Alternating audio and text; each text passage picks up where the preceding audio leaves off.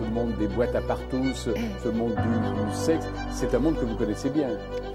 Bah oui, forcément, c'est un monde d'hommes, je suis dedans quand même. C'est un monde d'hommes. Et quel est le rôle des femmes? C'est un monde d'hommes et de profit, quoi. Donc le rôle des femmes, en gros, c'est tout. Moi, je suis dedans, je suis pas content, quoi.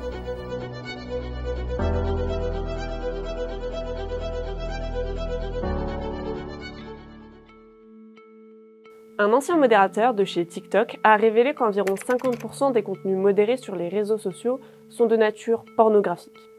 En France, les enfants reçoivent leur premier téléphone portable à l'âge de 9 ans et 9 mois. 65% des jeunes de 11 à 14 ans ont déjà leur propre smartphone personnel.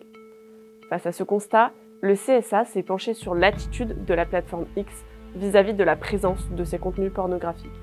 Non seulement l'accès à ces derniers est quasi totalement libre, mais il apparaît à l'issue de ce monitoring qu'à peine 10% d'entre eux sont supprimés par la modération de X. Dans un monde ultra connecté, où le poids de l'image est omniprésent et où toute information est à portée de main, un domaine éducatif reste pourtant tabou, l'éducation sexuelle. Entre idées reçues, non-dits et cours disparitaires, comment l'éducation sexuelle des jeunes est-elle abordée? Aujourd'hui, nous sommes en permanence connectés à Internet. Grâce à une simple recherche, nous pouvons obtenir des réponses à toutes nos questions. Au sein même des établissements scolaires et de nos foyers, les écrans prennent une place importante et font partie de notre quotidien. Dans chaque moment de vie, nous utilisons nos téléphones, que ce soit pour trouver une recette, apprendre la Zumba ou connaître les derniers gossips. Internet est d'ailleurs devenu la principale source d'information des jeunes, avec 71% des 15-34 ans qui consultent quotidiennement l'actualité via les réseaux sociaux, étant pour eux le premier mode d'accès à l'information. Mais en quelques clics, la recherche peut être tout autre. Les contenus à caractère sexuel sont présents en masse sur Internet, et environ un tiers du trafic web mondial est lié à la pornographie. Depuis le 11 janvier 2025, les sites qui affichent du contenu à caractère pornographique se sont vus dans l'obligation de contrôler l'âge légal de leurs utilisateurs de plus de 18 ans afin de bloquer l'accès au contenu pour les mineurs. Pour cela, les plateformes mettent en place des moyens de contrôle avec un document d'identité ou un contrôle facial. Mais tout cela est facilement contournable, en prenant une carte d'identité d'un parent plus âgé par exemple. Selon l'étude d'Arcom, 30% des internautes ayant fréquenté des sites pour adultes ont moins de 18 ans. La large diffusion d'Internet a facilité l'accès au contenu pour adultes et il s'agit désormais d'une consommation de masse qui concerne aussi les mineurs. Aujourd'hui, l'âge moyen de la première exposition à la pornographie est désormais de 10 ans. C'est pourquoi l'éducation sexuelle est un des enjeux actuels de notre société. Par le biais de l'éducation nationale, des cours, des préventions, des forums d'information sont mis en place pour informer les jeunes sur le sujet.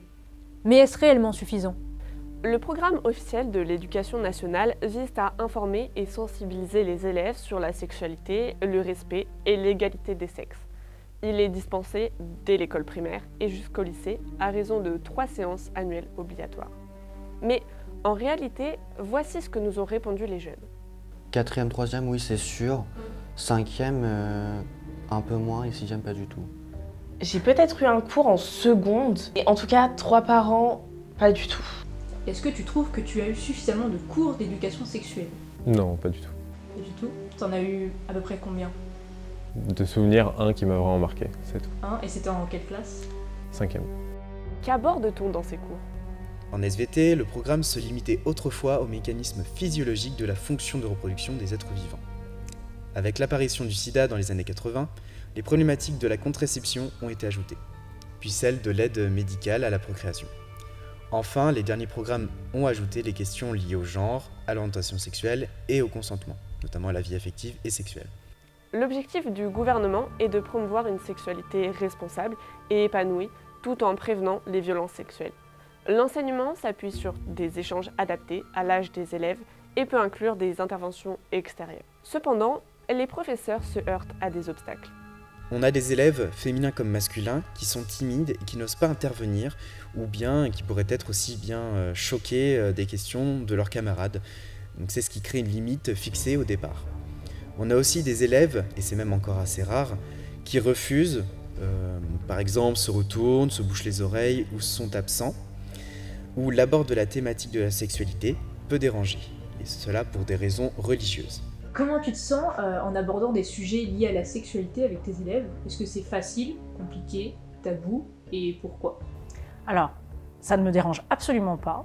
J'ai absolument, moi, par exemple, aucune gêne à évoquer la sexualité avec les élèves. Tout simplement, quand il faut présenter la vie, les parcours des écrivains, voilà, on est bien souvent obligé d'évoquer des parcours homosexuels, des hommes qui ont eu des relations compliquées avec les femmes qui ont eu des rapports compliqués avec les hommes.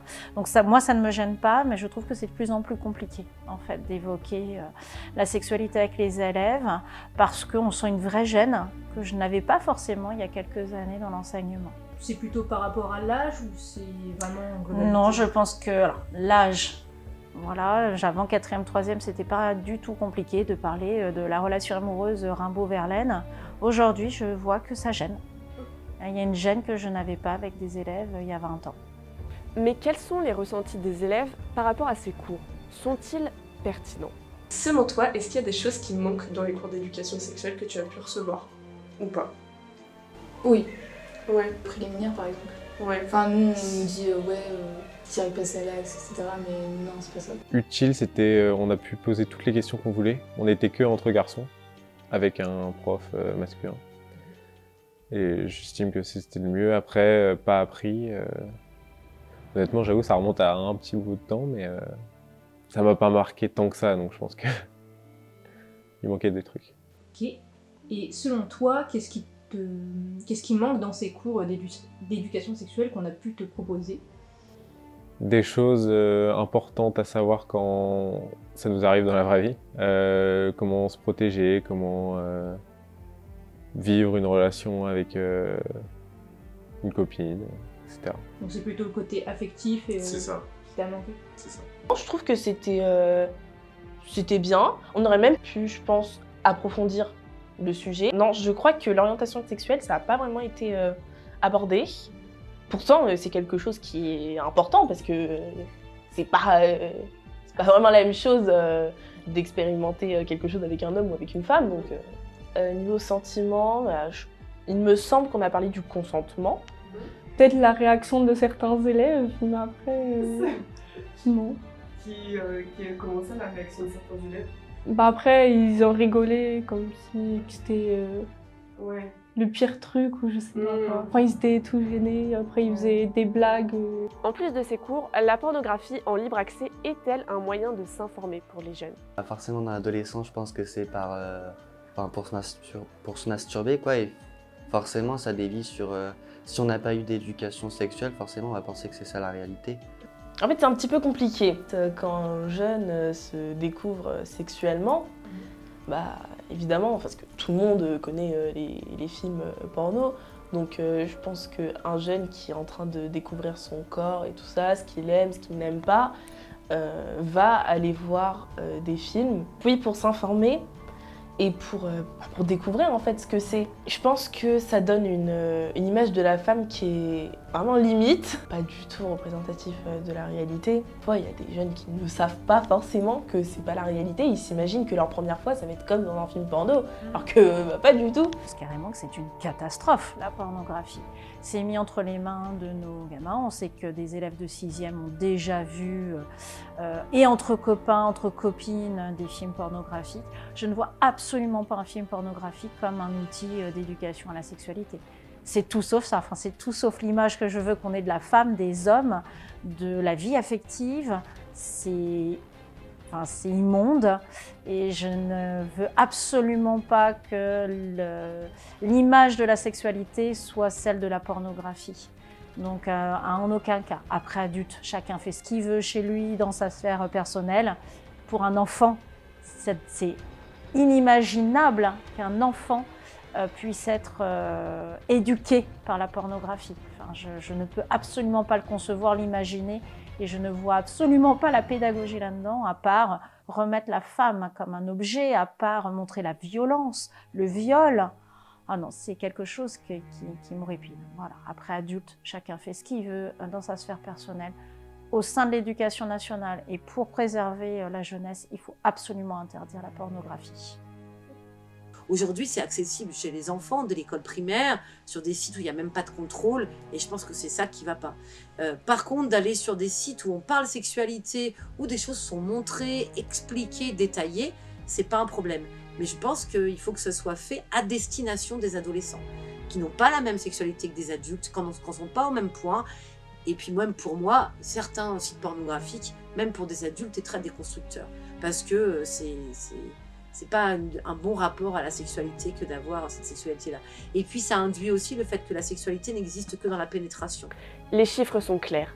90% des contenus pornographiques présentent des actes non simulés de violence physique, sexuelle ou verbale envers les femmes. Sans même parler de pornographie, de nombreux supports sont en libre accès. La dark romance devient de plus en plus trash et est marketée à destination des adolescents, avec des titres comme After, Hadès et Perséphone, relatant des relations toxiques, violentes et sans consentement. Si la pornographie est déjà très violente et est représentée avec des relations abusives et codifiées, 33% des Français ont également déjà subi du revenge porn ou du cyberflashing, signe de la violence et de la pression sociale autour du sexe. Afin de surmonter ces difficultés et défis, l'éducation à la sexualité est tout de même un moyen essentiel de pouvoir s'informer sur notre corps et sur les relations, afin de pouvoir lutter contre les préjugés. Des séries telles que Sex Education ont rencontré un succès fort auprès des adolescents en déconstruisant les stéréotypes, en rassurant sur les différents types de relations et en abordant le sujet avec un discours fait par et pour les jeunes. Mais l'éducation sexuelle est un sujet auquel tout le monde doit avoir accès. Nous nous sommes donc demandé ce que les adolescents aimeraient voir dans un cours d'éducation sexuelle, s'ils pouvaient le créer, et voici leur réponse. Pas trop physiologique, par exemple discerner le porno de la réalité, la notion de consentement aussi, je pense que c'est important. Comment c'est vu de nos jours, du coup, par rapport à ce qu'on voit sur Internet, etc., ce qui peut être faux, et faire de la prévention. Parler peut-être aussi de ce que peuvent endurer les femmes par rapport aux règles ou à l'accouchement. Bah justement, le côté affectif dans l'éducation sexuelle, c'est super important. La communication. On parle pas assez, on fait vraiment que du théorique. Et tu aimerais par exemple que ce cours prenne quelle forme? Soit en petit groupe, en ligne, avec un professeur, quelqu'un d'externe ou de ton âge? Alors le mieux, ça serait en petit groupe. Je pense que le mieux, c'est avec quelqu'un d'externe qu'on connaît pas, mais qui lui, c'est son domaine. En petit groupe, ça peut être bien. Des petits groupes que chacun choisit parce que être à l'aise, c'est important. Un cours plus intimiste, plus réaliste et adapté aux problématiques actuelles. C'est ce que les jeunes recherchaient en majorité. Pouvoir échanger et poser ses questions sans craindre de se faire juger. Ne s'agirait-il pas là d'une des clés pour être mieux informés? Également, des structures externes œuvrent pour permettre aux adolescents de trouver des réponses, que ce soit auprès du planning familial ou encore d'actions théâtre forum directement dans les centres d'éducation. L'image de la femme, l'image de soi et l'homosexualité sont souvent des enjeux qui sont victimes de notre société patriarcale, de la pression sociale et même de la religion. Des idées reçues qui se répandent directement sur l'image de la sexualité. Dans un monde où les jeunes sont exposés de plus en plus tôt aux écrans, chacun essaye de s'informer comme il le peut, en discutant avec ses proches, en allant sur Internet ou à travers les cours. Mais toutes les dérives et les problématiques liées à ce sujet qui restent extrêmement tabous, comme l'image des relations dans la pornographie, la pression sociale sur les devoirs et la performance de chacun, sont des conséquences directes de la base de notre société reposant sur le patriarcat. Le mot de la fin, je dirais bien qu'il faut faire attention. Alors c'est peut-être un peu cliché de dire ça, mais moi aujourd'hui je trouve que on a besoin, nous, femmes, mais même les garçons, c'est-à-dire qu'on pense souvent que tous ces endroits d'égalité, on lutte pour le droit des femmes au détriment des garçons. Moi je pense qu'il faudrait qu'on arrive réellement à dépasser ça. Je pense que les garçons ont des problématiques liées justement au patriarcat et que les filles aussi, et que le rapport à la sexualité il est là, et qu'on demande aussi aux garçons d'être performatifs, et qu'on devrait casser tout ça, et que de replacer juste la personne dans son individualité et le fait qu'elle est un être humain et qu'elle a le droit d'être qui elle veut, autant dans sa sexualité que dans son rapport à son corps, etc. Simplement que son seul critère c'est le respect de l'autre et le respect d'elle-même, ben on aura fait un énorme pas. Au dernier jour, ont bataillé avec une très belle ténacité. C'est parce que chacun des députés ici a montré avec quel sérieux il considérait cet effort que nous avons réussi à élever le débat à cette hauteur. Merci très chaleureusement à Dominique Bertinotti